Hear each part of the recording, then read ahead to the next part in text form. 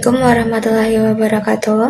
Pada kesempatan kali ini, kami dari kelompok 4 akan menyampaikan terkait tugas kewirausahaan yang sudah kami lakukan. Jadi, untuk UMKM yang didatangi oleh kelompok 4 adalah KWT Maju Makmur yang beralamat di Desa Karangsalam. Untuk selanjutnya, mohon izin untuk memperkenalkan diri terlebih dahulu. Saya Luta Febrianti. Lalu ada Nela Sari, Wahida Salma Tunisa, Zaki Hardian Rifka, dan yang terakhir adalah Dandi Dwi Sugiharto. Kelompok Wanita Tani Maju Makmur beralamat lengkap di Jalan Utama, RT 1 RW 1, Desa Karangsalam, Kecamatan Baturaden, Kabupaten Banyumas. Kelompok Wanita Tani Maju Makmur sudah berdiri sejak tahun 2022. Kelompok wanita tani ini dikelola bersama-sama oleh anggota PKK desa tersebut. Olahan utama yang dihasilkan oleh kelompok wanita tani Maju Makmur yaitu keripik dempek yang berbahan dasar dari daun anggur. Selain memproduksi keripik, kelompok wanita tani Maju Makmur juga menanam berbagai macam sayuran seperti tomat, kangkung, dan sawi. Sayuran ini nantinya akan disalurkan pada agen-agen yang akan memasarkan sayuran tersebut lebih lanjut. Produk olahan utama KWT Maju Makmur adalah keripik dempek yang berbahan dasar dari daun anggur. Keripik daun anggur ini dipasarkan dengan harga 5.000 setiap piecesnya. Promosi keripik ini dilakukan secara offline yaitu melalui sesama anggota KWT dan secara online melalui status WhatsApp. Varian rasa dari keripik ini terdiri dari varian original, pedas, dan barbecue. Keripik daun anggur tidak diproduksi setiap hari, dikarenakan bahan utamanya yaitu daun anggur yang terbatas jumlahnya, sehingga produksi keripik hanya akan dibuat apabila ada permintaan dari pembeli. Pada poin keempat ini, saya dan Dandi akan menjelaskan tentang pengertian BMC dan masing-masing contohnya. Yang pertama itu ada key partners, di mana key partners adalah pihak-pihak eksternal yang berkolaborasi dengan suatu perusahaan atau organisasi untuk saling mendukung dalam mencapai tujuan bersama. Mereka dapat berperan penting dalam memperluas jangkauan pasar, meningkatkan kapasitas teknologi, atau menyediakan sumber daya yang diperlukan seperti bahan baku dan infrastruktur. Bersama dengan key partners seringkali merupakan strategi yang vital dalam strategi bisnis untuk mencapai keunggulan kompetitif atau memperluas pasar. Yang kedua ada key activity. Key activity adalah aktivitas-aktivitas utama yang dilakukan oleh suatu perusahaan atau organisasi untuk menjalankan operasionalnya dan mencapai tujuan bisnisnya.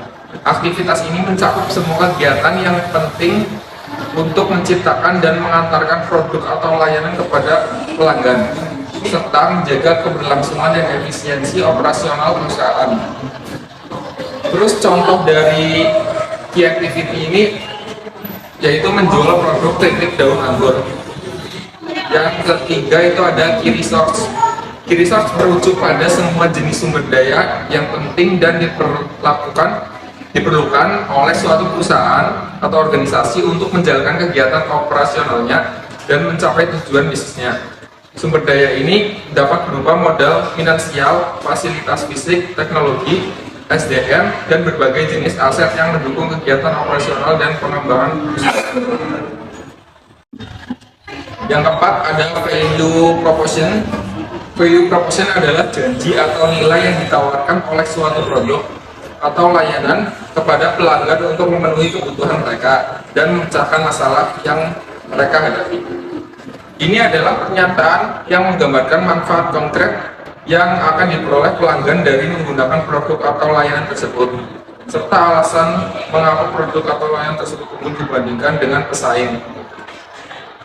Contoh dari value proposition itu sendiri yaitu KWT Maju Makmur memproduksi olahan keripik berbahan dasar daun anggur. Yang kelima adalah struktur biaya, sangat penting dalam analisis bisnis karena mempengaruhi profitabilitas dan keseluruhan kesehatan finansial perusahaan. Dalam merancang strategi bisnis, manajemen harus mempertimbangkan bagaimana pengelola struktur biaya agar efisien, mengidentifikasi elemen biaya yang dapat dioptimalkan, dan memastikan bahwa harga jual produk atau layanan masih dapat memberikan margin keuntungan yang memadai. Yang selanjutnya ada customer relationship, hubungan pelanggan, merujuk pada interaksi dan hubungan antara suatu perusahaan atau organisasi dengan pelanggannya.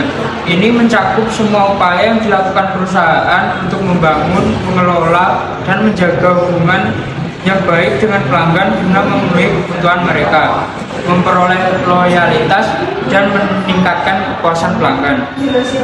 Yang selanjutnya ada customer SOP atau standar operasi prosedur, adalah prosedur operasional standar yang berkaitan dengan cara perusahaan atau organisasi berinteraksi dan melayani pelanggan. SOP ini mencakup langkah-langkah atau panduan yang harus diikuti oleh karyawan atau tim dalam berbagai situasi yang melibatkan pelanggan, seperti penanganan keluhan, proses pemesanan, pengiriman produk, pelayanan pelanggan, dan sebagainya. Yang selanjutnya adalah channel atau saluran. Dalam konteks bisnis, merujuk pada cara atau metode yang digunakan perusahaan untuk mendistribusikan produk atau layanan kepada pelanggan akhir. Saluran ini mencakup semua jalur komunikasi dan distribusi yang digunakan untuk mencapai pasar dan menyampaikan nilai produk atau pelayan kepada konsumen. Yang terakhir ada revenue stream atau aliran pendapatan, adalah semua sumber pendapatan yang dihasilkan oleh suatu perusahaan atau organisasi dari penjualan produk atau layanan kepada pelanggan atau dari aktivitas lainnya yang menghasilkan pendapatan. Ini mencakup berbagai cara perusahaan menghasilkan uang dari pelanggan atau pihak lain yang dapat berasal dari penjualan langsung, biaya langganan, iklan, lisensi, dan sebagainya. Sekian yang dapat disampaikan oleh kelompok 4. Mohon maaf apabila selama pemaparan maupun menyampaikan ada salah kata, baik yang disengaja maupun tidak. Kami dari kelompok 4 mohon untuk undur diri. Wabillahi taufiq wal hidayah. Wassalamualaikum warahmatullahi wabarakatuh.